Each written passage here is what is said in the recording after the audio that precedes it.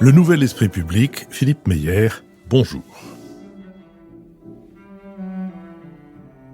Bonjour, nous sommes donc à l'école alsacienne avec Jean-Louis Bourlange, président de la Commission des Affaires étrangères de l'Assemblée nationale, Nicole Niesotto, vice-présidente de l'Institut Jacques Delors, Marc-Olivier Padis, directeur des études de la Fondation Terra Nova, et Richard Verly, correspondant à Paris du quotidien en ligne suisse Blick.fr.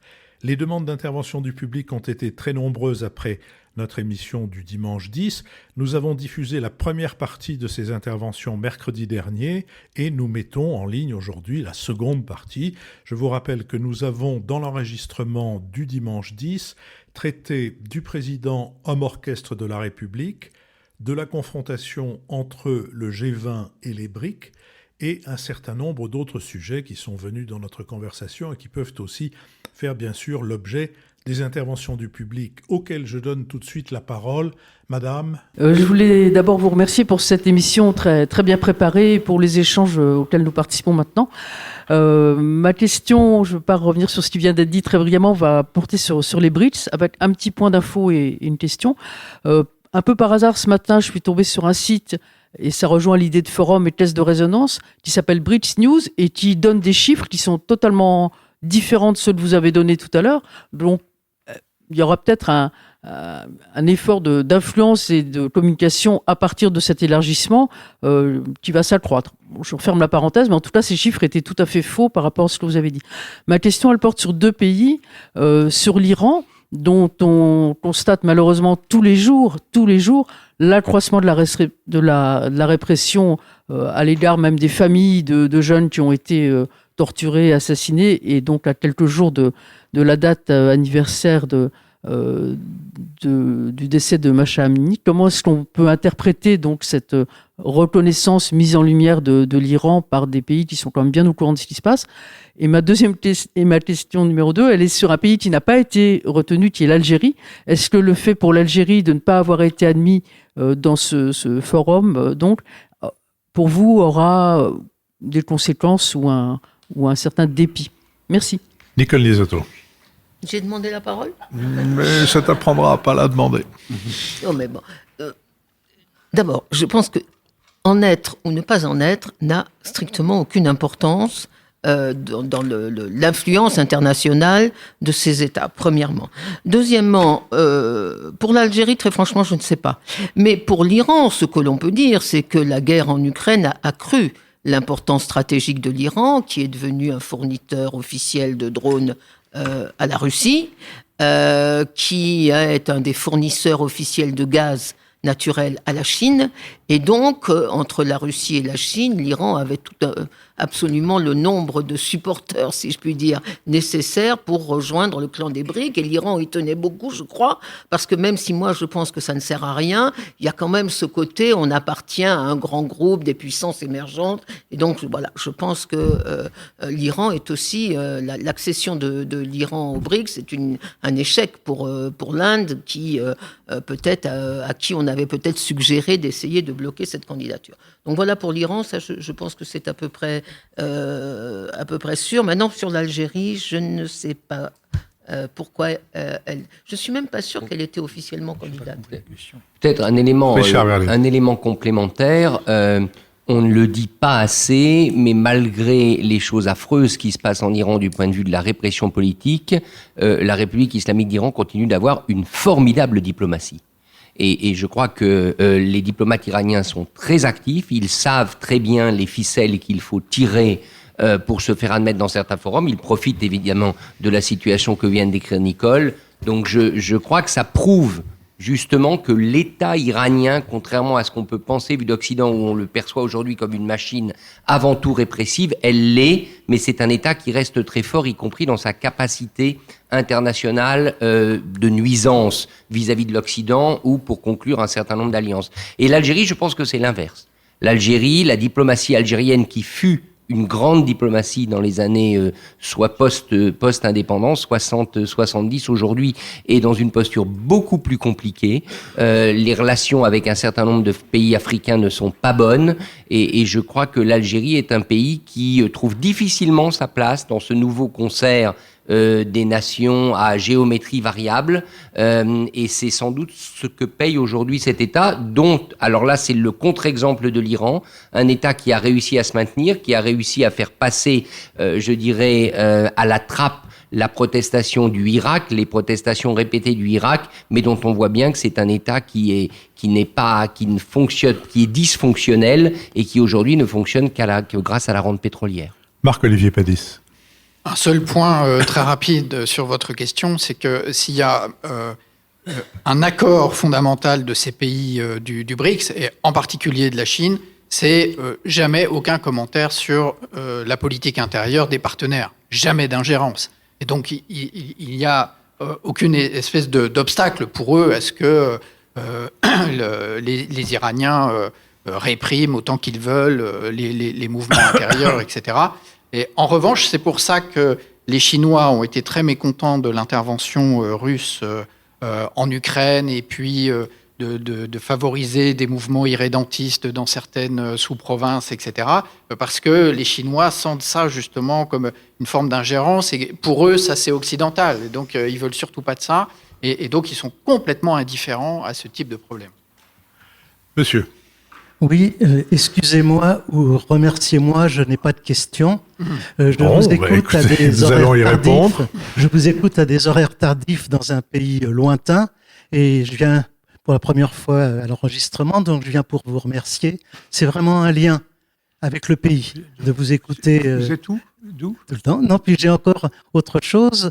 En venant ici, j'ai trouvé une autre raison de vous féliciter. C'est que vous avez de l'esprit un dimanche matin à 11h. Chapeau bas.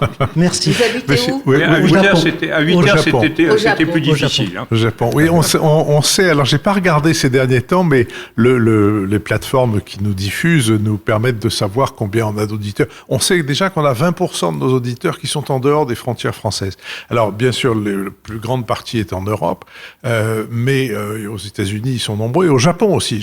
Alors, évidemment, on sait pas du tout qui ils sont. Si ce sont des Français comme vous, expatriés, ou s'il y a... Au Japon, il paraît que ce sont les mêmes que les soldats qui sont restés pendant 40 ans. Vous n'avez pas tort, j'en suis à 46 ans de Japon. Mais ce que je veux dire, c'est pas simplement vous écouter, c'est vraiment un lien. C'est ça un petit peu la différence. Je suis en France, je vous écoute. Je rentre à la maison au Japon. C'est autre chose. C'est plus que simplement une écoute. Ça, c'est un lien hebdomadaire ou bi-hebdomadaire avec les BADA. Donc, je vous remercie vraiment. Et c'est nous qui vous remercions, mais en même temps, votre intervention ouvre peut-être une perspective qui est que nous trouvions les moyens d'aller un jour au Japon enregistrer un nouvel esprit public. Alors, et d'ailleurs, nous allons passer parmi vous, parce que vous voulez bien contribuer à ce déplacement. Le chapeau. Je vis très loin de Tokyo, je vis très loin d'Osaka, je vis dans le sud du Kyushu. Je peux vous héberger tous. Bon, écoutez, alors, la première étape est déjà faite. Note est prise et merci beaucoup, monsieur, et de votre intervention et de votre hospitalité à venir. Il y a là quelqu'un, est-ce qu'il y a encore une question ou bien est-ce que l'heure du poulet du dimanche a sonné ? Oui, madame, tout en haut. Oui, je voulais juste vous poser une question à propos de l'Arménie, parce que vous avez parlé de l'Arménie, vous avez parlé du drame du Haut-Karabakh. Moi, j'ai été médecin il y a une vingtaine d'années là-bas, et je voulais simplement que vous apportiez un éclairage, ou votre éclairage, sur le jeu qui existe actuellement entre Erdogan, Poutine et l'Arménie, entre le jeu qui existe actuellement sur la constitution, la poursuite du génocide des Arméniens, en fait voulu par Erdogan, il faut le dire quand même clairement, et les liens qu'il fait avec Poutine, et au milieu de tout ça, la géopolitique avec le pétrole de l'Azerbaïdjan, qui joue aussi un rôle important. Est-ce que vous pourriez... Monsieur le Président, Jean-Louis Bourlanges. Écoutez, je sais bien qu'un homme politique ne craint pas de parler de ce qu'il ne connaît pas. Mais là, j'ai une petite réserve parce que je compte un peu mieux connaître dans quelques jours. Mais je crois que ce que je peux dire dès maintenant, c'est que la situation fondamentale, c'est à la fois le Haut-Karabakh, donc les 80 000, 100 000, 120 000, il y a un doute là-dessus, de la population qui est dans une situation extraordinairement critique, sur le plan évidemment des soins, même sur le plan alimentaire, pas d'électricité. Je veux dire que vraiment, être au Karabakh, ça ne pourrait être un progrès que pour le président Bazoum. Je crois que ça, c'est une sorte d'incarcération de tout un peuple. Et alors, le degré, évidemment, l'Azerbaïdjan a tous les moyens militaires de réduire à rien cette enclave, cette république Artsakh qui n'est reconnue par personne, y compris par l'Arménie. Mais il y a le second problème, qui est le problème de l'intégrité territoriale de l'Arménie et même de l'existence de l'Arménie. Le président Aliyev, président de l'Azerbaïdjan, a dit de façon assez claire que l'Arménie ne lui semblait pas exister, autre chose qu'un fantasme. Et en tout cas, il y a une pression extrêmement forte pour unifier les deux parties du territoire azerbaïdjanais, ce qui passerait par effectivement un couloir contrôlé par les Russes et surtout par les Azerbaïdjanais, un couloir unissant, retirant en fait le pouvoir aux Arméniens et le coupant de leur voisin du Sud, qui est l'Iran. Et là où on voit bien que, effectivement, ce qui a été dit tout à l'heure par Richard est tout à fait intéressant, on voit bien que la géopolitique joue son rôle, parce que l'Iran, de ce point de vue-là, a objectivement intérêt à mettre en échec l'Azerbaïdjan. Et c'est assez intéressant d'observer ça, parce que les Azéris sont chiites, musulmans et chiites. Les Arméniens, bien sûr, sont chrétiens. Et les Iraniens ont une minorité chiite azérie. Ils n'aiment pas, c'est un régime qui est modérément libéral, comme vous avez pu l'observer, le régime iranien, et ils n'aiment pas, ça les agite. Donc ils sont pas très solidaires de ce côté-là, mais surtout, ils ne veulent absolument pas qu'il y ait une sorte de continuité territoriale qui s'établirait pratiquement de la Turquie jusqu'à la mer Caspienne par l'intermédiaire de l'Azerbaïdjan qui serait unifié. Donc ils sont très attentifs à ce que la frontière, les unissant, courte frontière, mais essentielle, les unissant à l'Arménie, reste libre. Donc on a et ils ont fait les pressions politiques et militaires qu'il faut pour calmer le jeu de ce point de vue-là. Donc, vous voyez, c'est quand même ça la politique étrangère, c'est qu'on on atteint des résultats qui sont plus ou moins bons, mais avec des moyens qui sont parfois assez curieux. Et là, ce pays est entouré d'ennemis, pratiquement d'ennemis.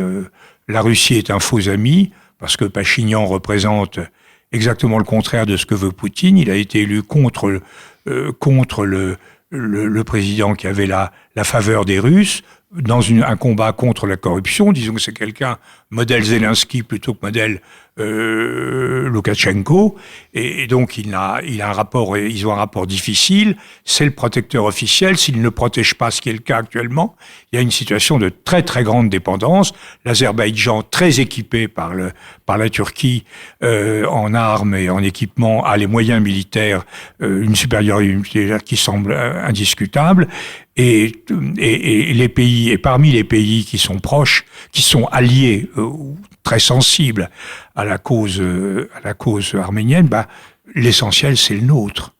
Les Français sont très attentifs, sans doute parce que les parlementaires sont partiellement élus par des électeurs arméniens. Ça, c'est la version pessimiste. La version optimiste, c'est on a toujours été solidaires de ce pays depuis le génocide de 1915. Mais nous sommes à des encablures. Et les autres pays, même les pays européens, les États-Unis, le Canada, sont très sensibles aux minorités turques. Et donc, il y a une très, très grande détresse diplomatique de l'État arménien. C'est ça, la situation actuelle, et c'est ça qui doit nous rendre particulièrement attentifs à ce qui se passe. Oui, non... Juste pour compléter ce qu'a dit Jean-Louis sur l'extrême complexité de cette équation stratégique, où en fait la difficulté c'est que tout le monde est à la fois allié et ennemi de tout le monde. Si vous prenez la Turquie, elle est évidemment hostile à l'Arménie, qui est un allié des États-Unis. La Turquie est un allié des États-Unis, oui, tout en étant hostile à l'Arménie, mais tout en étant un médiateur vis-à-vis de la Russie, qui elle est un ennemi des États-Unis. Donc ça, c'est le premier point. Ensuite, la Russie est traditionnellement le protecteur de l'Arménie contre l'Azerbaïdjan. Mais la Russie est aujourd'hui extrêmement isolée et a, entre guillemets, ménage la Turquie comme possible porte de sortie, et donc est moins tentée de défendre l'Arménie contre la tendance turco-azérie de la région. Quant à l'Azerbaïdjan, il est une puissance qui monte. Pourquoi ? À cause de son pétrole. Et on a vu Madame von der Leyen qui est allée en Azerbaïdjan se féliciter d'un partenariat, je ne sais plus comment parce que l'adjectif était quand même assez ahurissant, un partenariat magnifique entre l'Union européenne et l'Azerbaïdjan. Or, l'Union européenne était traditionnellement un défenseur de l'Arménie, mais là, comme elle a besoin du pétrole de l'Azérie, on peut penser, les Arméniens ont peur que le soutien de l'Union européenne, qui était purement politique et économique, qui n'a jamais été militaire, se diminue. Et en plus, donc, arrive là-dedans l'Iran, et nous, et donc l'Union européenne se trouve aussi dans cette espèce de porte-à-faux où on pourrait être amené à trouver dans l'Iran une espèce d'alliance entre guillemets objective pour contrer l'expansionnisme azéri. Donc on voit bien que rien n'est simple, rien n'est vertueux en tout cas dans cette configuration. Et je dirais, moi je pense effectivement, et Jean-Louis, je ne sais pas si vous allez être à l'origine de ça, mais je trouve quand même qu'on devrait inciter, c'est le moment d'inciter la France, d'inciter l'Union européenne à définir quelque chose en faveur de l'Arménie. Si la France ne le fait pas, personne ne le fera. Le président est très actif sur cette question. Je crois qu'il est en rapport téléphonique assez régulier avec M. Pachinian, et je pense qu'on est... En revanche, il y a des déclarations de l'Union européenne qui ont été... Vous savez qu'hier a été élu le successeur de celui qui avait démissionné et qui tenait la République d'Artsakh. Il y a un communiqué vraiment assez maladroit de l'Union européenne parlant de soi-disant élections. Alors on pourrait parler d'élections dans une soi-disant république, parce que la République n'est pas reconnue, mais l'élection c'était une élection parlementaire qui visait à donner un chef, et un chef nécessaire, parce que s'ils veulent négocier, si les Azéris veulent négocier avec quelqu'un, il faut bien qu'ils aient quelqu'un en face d'eux. Donc je trouve que là, manifestement, la terminologie, c'est comme avec Madame von der Leyen, ce que vous avez rappelé, la terminologie européenne mérite d'être vérifiée. Mais comme chacun sait, la langue officielle de l'Europe, c'est du mauvais anglais. Richard Verly. Oui, sur ce théâtre, moi je trouve qu'il y a une chose intéressante. Alors, il y a beaucoup d'endroits dans le monde, et notamment, je le disais à propos de l'Afrique, où la France est quand même confrontée à une forme d'impuissance croissante. En revanche, sur le flanc oriental de l'Europe, je pense notamment à la place que la France occupe aujourd'hui en mer Égée, la Grèce, l'aide qu'elle a apportée à la Grèce, le déploiement des forces françaises en Roumanie et ce qui se fait maintenant en Arménie. Je trouve que là, il y a un terrain d'influence, pour le coup, où la France a peut-être une carte de puissance à jouer, et peut-être est-elle en train de bien la jouer. Alors je ne suis pas expert de cette région, mais si tel était le cas, il faudrait plutôt s'en féliciter, parce que sur d'autres théâtres, c'est quand même beaucoup plus compliqué. Et bien sûr, cela va être facilité par la visite que Jean-Louis Bourlange va rendre en Arménie dans les jours prochains. C'est moi la carte de la France avec puissance, notre mandat. on a des soucis à se faire. Il semblerait que Jean-Louis Bourlange se prépare à prononcer devant l'Assemblée nationale arménienne un discours, mais bref. On les a prévenus. Ils apportent leur sandwich. Il me reste à vérifier que vous n'avez plus de questions, et du coup à vous remercier de votre présence et de votre assiduité, et à vous donner rendez-vous donc mercredi pour la diffusion en totalité ou en partie, comme je pense que nous avons été particulièrement abondants dans cette deuxième partie de l'enregistrement. Peut-être on diffusera en 2 badas différents. En tout cas, et quoi qu'il en soit, merci à vous, merci à l'École alsacienne, et à très bientôt.